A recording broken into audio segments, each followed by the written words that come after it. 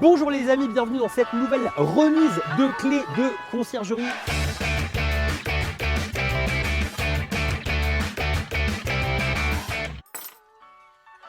Aujourd'hui, on est en Mayenne, près de Laval. On vient voir Vincent. Vincent, il est investisseur immobilier. Il a déjà réalisé plusieurs biens puisqu'il fait partie de mes formations depuis de nombreuses années. Et aujourd'hui, il a choisi de nous faire confiance pour les conciergeries clés en main. Il a vu l'opportunité que représentent les conciergeries clés en main.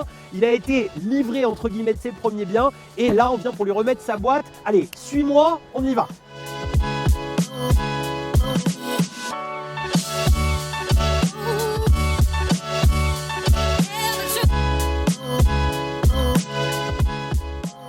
Bienvenue chez nous, Nature Appart. Hello Vincent. Salut. Ça fait plaisir. Ça va? Bah et toi? Nickel. Ça va mon David? Voilà. Ouais, super sympa cet Il est là appart. avec sa boîte à clés. C'est ça, le nature, ça va? La forme?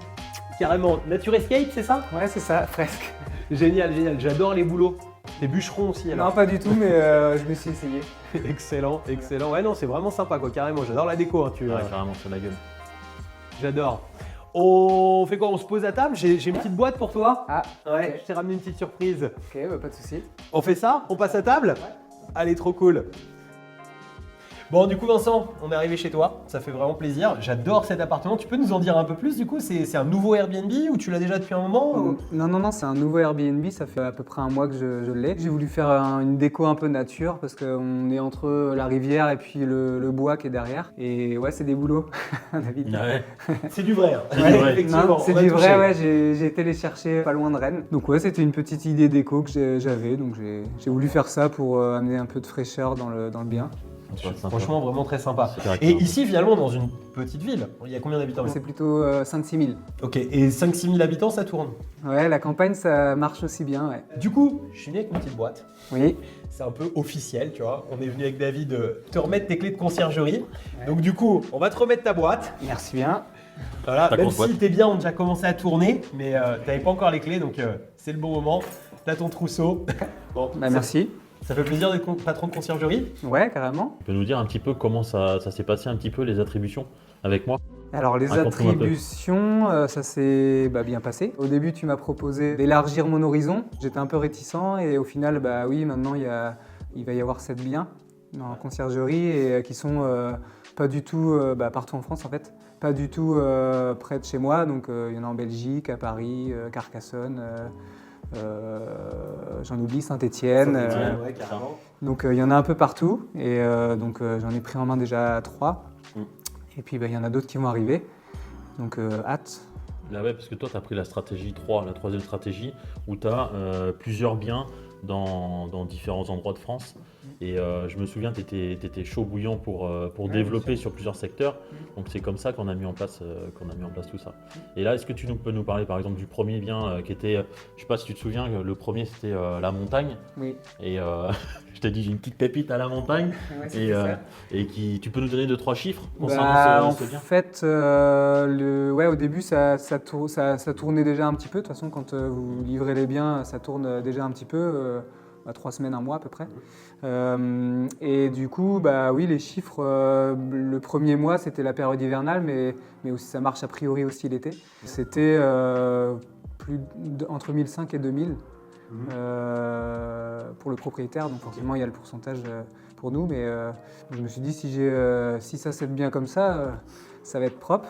Ouais, je crois que ta première, parce que j'ai regardé les chiffres avant de venir, je crois que sur ce premier bien, c'était à peu près 700 € quasiment pour la conciergerie entre les marges sur le ménage et Ouais, sur c'est le ça. tout premier mois. C'est ça, exactement.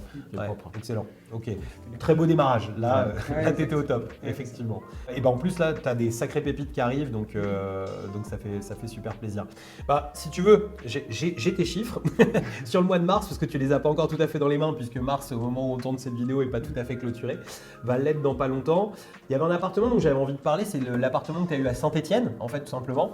Donc c'est un appartement sur lequel on inclura quelques photos, qui étaient sur Airbnb avant, mais qui étaient juste, pour moi, pas adaptées à Airbnb, mais souvent beaucoup de propriétaires exploitent de cette manière. Il y a eu un gros travail déco, une grosse transformation qui a été faite par nos décoratrices d'intérieur. Et effectivement, là, dès le premier mois, ça a tout de suite été très bénéfique parce que je vois que tu es à 348,17, c'est du très précis, de marge là-dessus, quoi. Donc, très cool, très très cool. Ce bien-là, tu l'avais… Surtout que Ouais. c'est un petit bien. Ouais. Ça reste, il y a que 2 chambres, Mmh. donc c'est un petit bien quand même. Ouais, excellent. Il y a un autre bien là que j'avais envie de parler parce que je vois qu'il juste sur le démarrage, donc on a démarré le 28-03, donc il a été lancé le 28-03, on est le 30 maintenant. Donc et je vois ça a déjà généré 117,51 de marge pour la conciergerie. C'est quoi ce bien? Mais en fait, c'est une petite maison dans la campagne un peu, D'accord. où il y a 3 chambres. Mhm. Donc forcément, il y a un petit peu plus de voyageurs que les autres. Mhm. Mais oui, c'est sûr que là, ça peut monter fort là. Mhm. Donc on va voir, on va le développer un peu plus, mais oui, je pense que ça peut monter. Ok, excellent. Ouais, surtout que oui, là, ça J'ai fait vu que que 2 lui était jours. à 150 €, donc déjà quand tu pars sur un bien comme ça, c'est pas mal. Bon bah le complet de ta conciergerie est top, ça fait vraiment super plaisir. Du coup, j'ai 2-3 questions par rapport justement un petit peu à la base. Pourquoi en fait tu as choisi de rejoindre la conciergerie en fait? Qu'est-ce qui t'a motivé en fait à rejoindre? C'est quoi ton pourquoi un petit peu? Est-ce que tu peux nous en dire un peu plus sur toi? Ouais, bah en fait, j'ai rejoint la conciergerie parce que bah, vous inspirez la confiance. Entre guillemets, j'ai déjà eu des formations avec toi pour l'immobilier classique. Puis donc, je te connaissais aussi un petit peu avant. J'ai pris la conciergerie pour avoir une autre source de revenus que mon travail perso. Et puis peut-être me dégager un petit peu plus de temps après par rapport à mon travail, pour moi ou pour peut-être ma femme. Ok. Donc, parce qu'on va le faire à 2. C'était ça le pourquoi, c'était compléter la retraite future qu'on n'aura sûrement pas. Donc voilà. Bon. Ouais, c'est une bonne manière de diversifier par rapport à l'IMO, parce que toi, tu as fait déjà un certain nombre de biens immobiliers en Ouais, c'est investissement. Ok. Et justement, pourquoi par exemple pas avoir continué l'IMO? Pourquoi plutôt la conciergerie pour continuer? Je trouvais que c'était un peu plus passif, même s'il y a des choses à faire, hein. Faut pas dire qu'il n'y a rien à faire. Mais pour moi, c'est complémentaire. C'est complémentaire avec l'IMO classique. Donc c'est surtout pour ça que je l'ai fait, en fait, pour diversifier au maximum mes sources de revenus. Et puis l'immobilier, ça fait depuis 3-4 ans que j'essaie d'être à fond dedans. Donc ça me paraissait tout naturel. Donc voilà. Excellent, excellent. Et donc du coup, toi, tu as fait le choix finalement de prendre 2 conciergeries tout de suite plutôt qu'une. Qu'est-ce qui t'a motivé à plutôt faire 2 plutôt qu'une? Le prix, Ouais. le prix en tant que tel, mais c'est surtout le gain. Le gain effectif qui se rapprochait d'un salaire, quoi, d'un salaire complet quand ça tourne. Ok. Donc c'était plus ça. Ok, excellent, excellent. Bon, ça marche. Et là, donc, du coup, tu vois tes biens là qu'on démarrait. Est-ce que justement le fait de te dégager du temps, de tout ça, c'est quelque chose qui te semble tout à fait concret finalement après un mois, après Ouais, carrément, parce que moi je suis salarié. Donc je suis cadre dans une société privée dans l'industrie et oui, j'essaie de me dégager un petit peu de temps. Donc moi je fais des horaires à 8h, 18h. Hein. Donc j'essaie de me dégager un petit peu de temps pour ça, mais c'est largement faisable. Donc pour 3-4 ça va, on verra pour 7-8 ou plus. C'est ça, ou plus, Ou exactement. plus, mais oui, j'aviserai. Donc on va voir, mais oui, c'est largement faisable. Ouais. Je pense qu'en chiffrant, vous parlez d'une demi-heure par jour. Là, le début, je pense que c'est un peu plus. C'est un petit peu plus, je pense, parce que faut se former aussi un petit peu. On n'acquiert pas tout d'un coup, mais il faut se former. Mais non, c'est largement faisable, ouais. Même avec une vie de famille à côté. Ouais.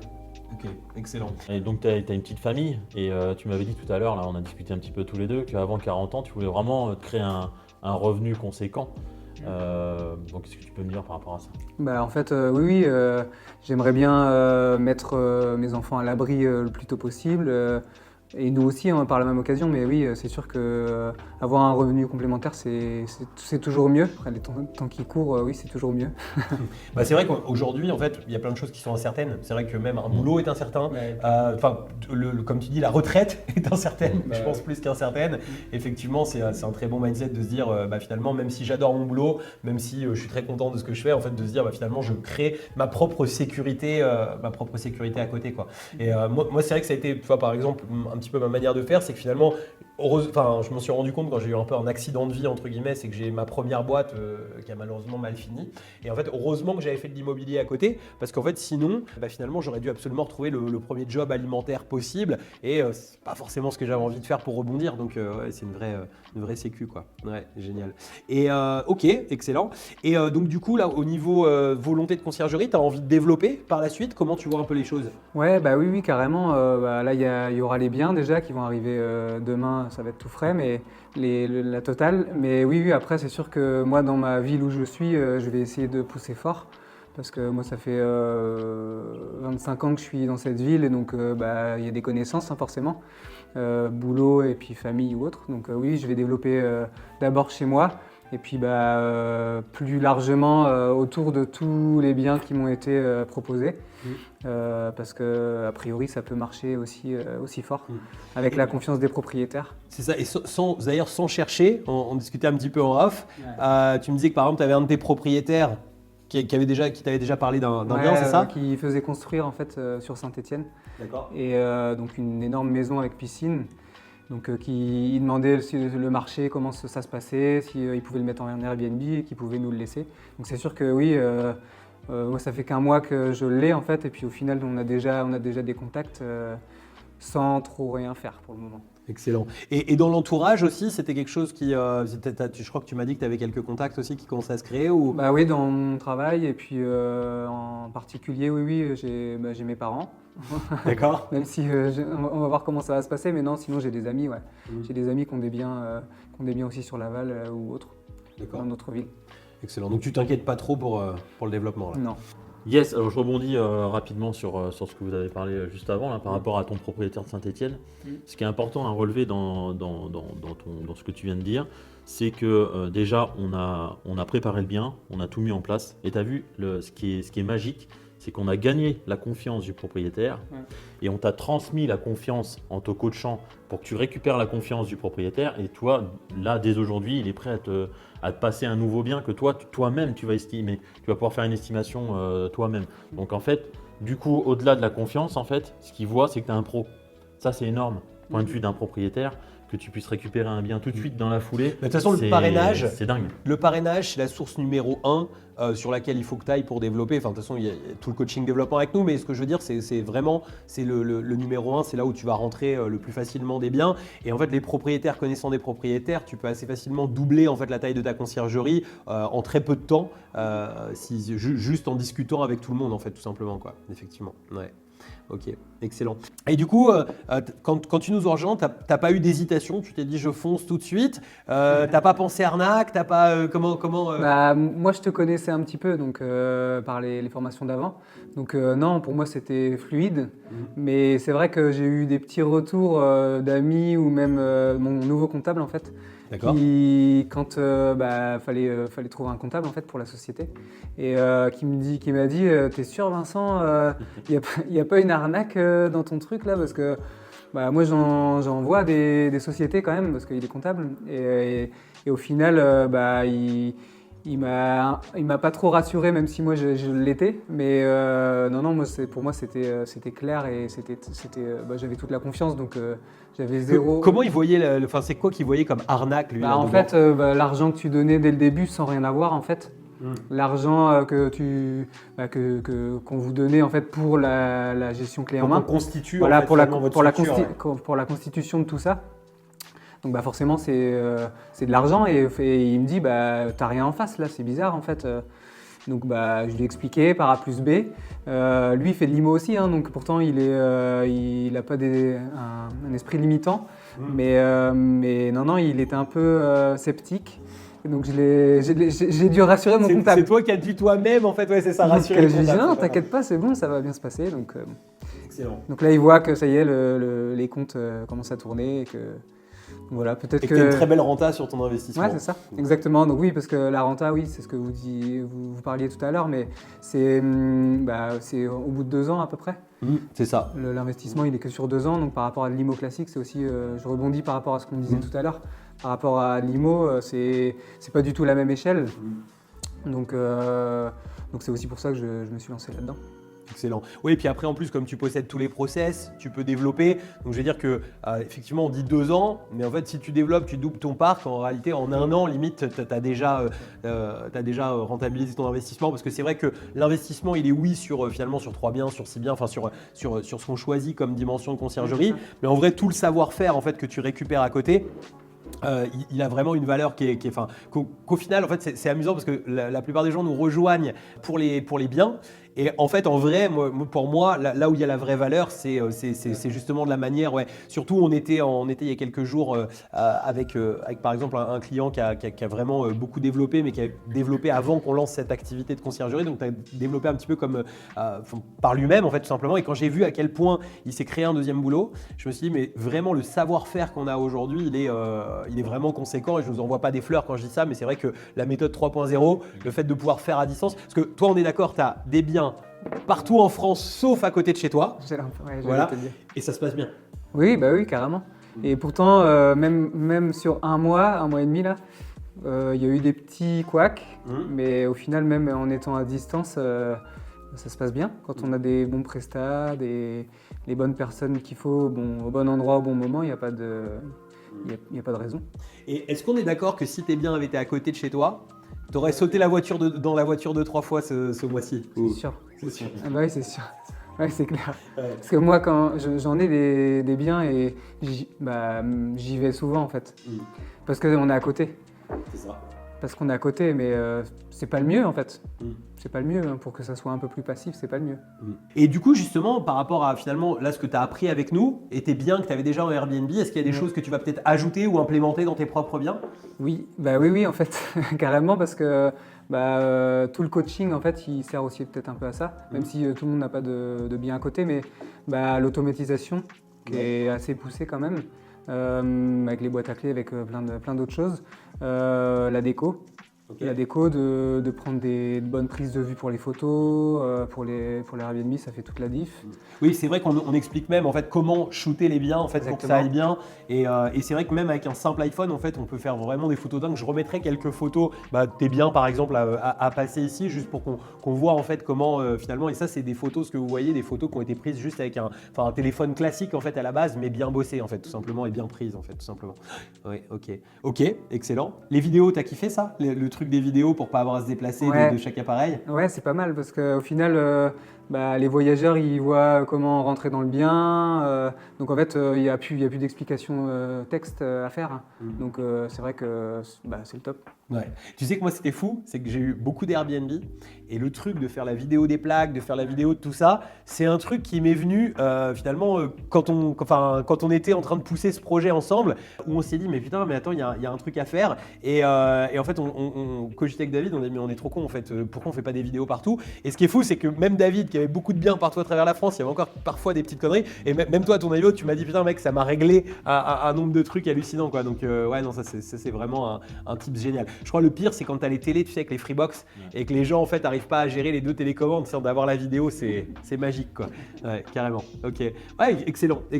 C'est vrai qu'on a beaucoup de membres à qui ça permet même d'avoir augmenté un peu plus leur volume de résa et tout finalement sur leur propre bien, parce qu'une fois qu'on a acquis de la connaissance, on peut l'implémenter partout quoi. Donc ouais, excellent. Est-ce que tu peux nous dire après avoir donc là tu as tes premiers biens qui ont été attribués, le cheminement? Une fois qu'on t'a passé les biens, comment ça s'est passé? Est-ce que tu peux nous parler un petit peu du coaching, de l'échange que tu as avec nos équipes et de ce que ça peut t'apporter en fait de manière générale?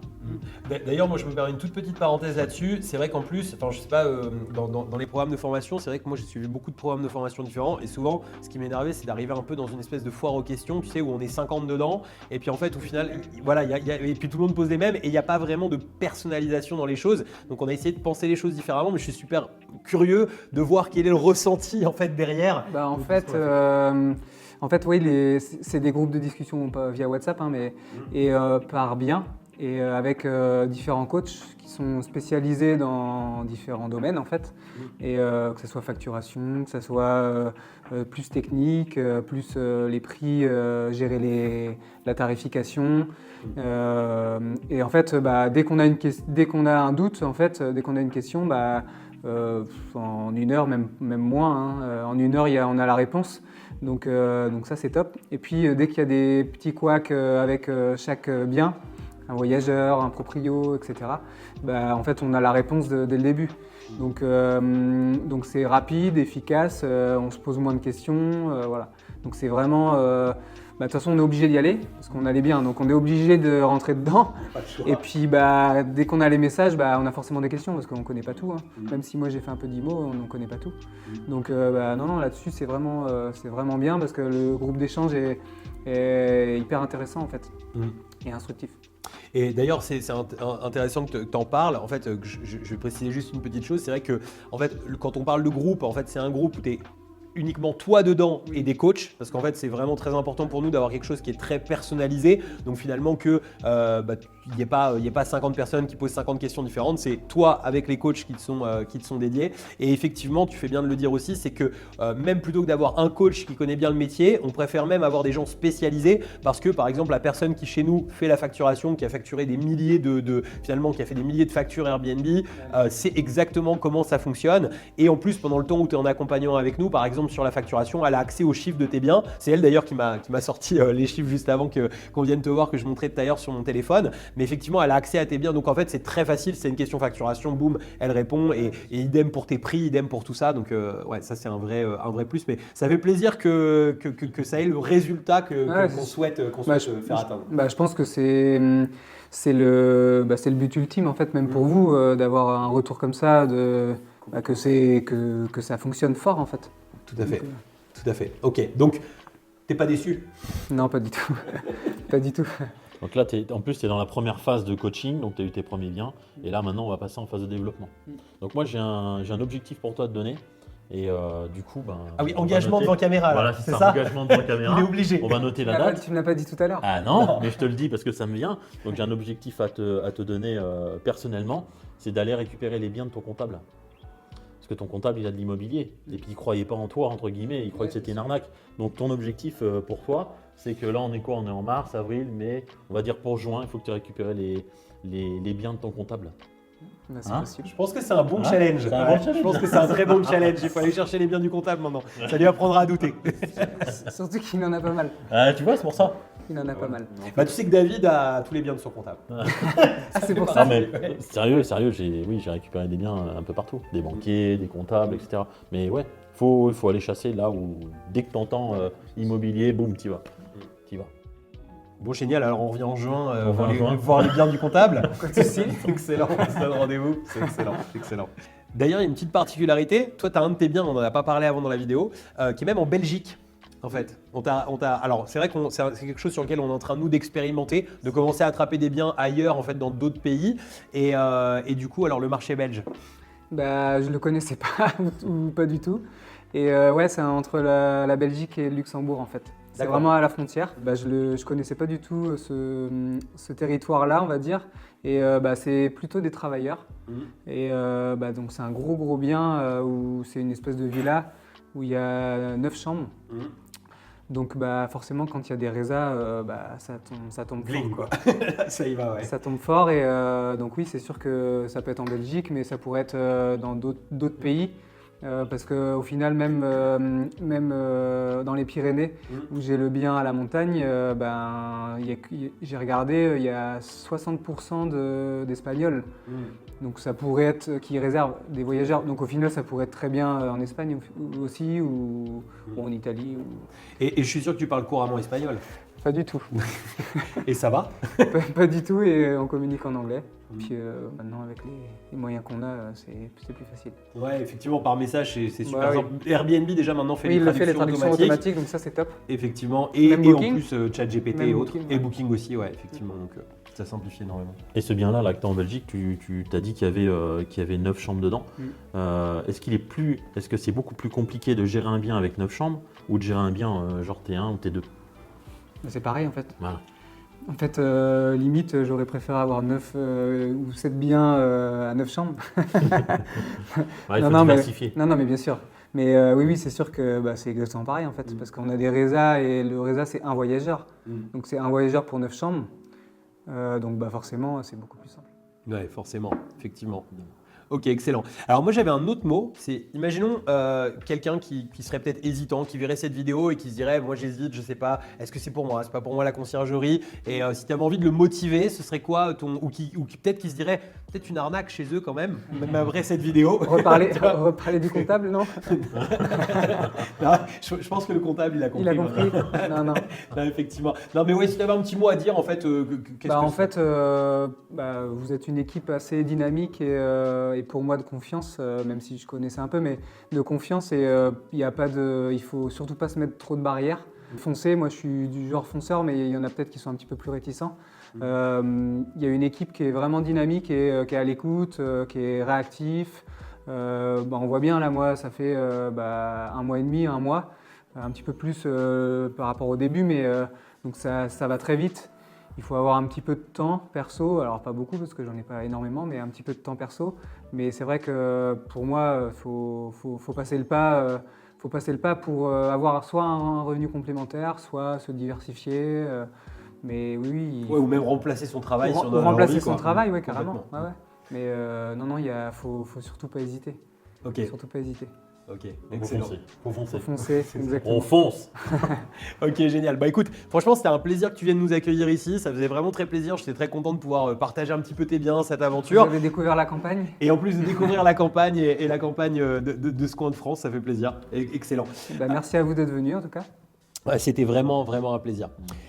Merci aussi à toi qui as regardé cette vidéo jusqu'ici. Si tu souhaites savoir comment on peut éventuellement constituer pour toi une conciergerie clé en main, tu trouveras un lien au-dessus ou en dessous de cette vidéo. Tu verras comment interagir avec nous. Et puis il ne me reste plus qu'à dire à bientôt les amis et à bientôt pour de nouvelles vidéos. Ciao!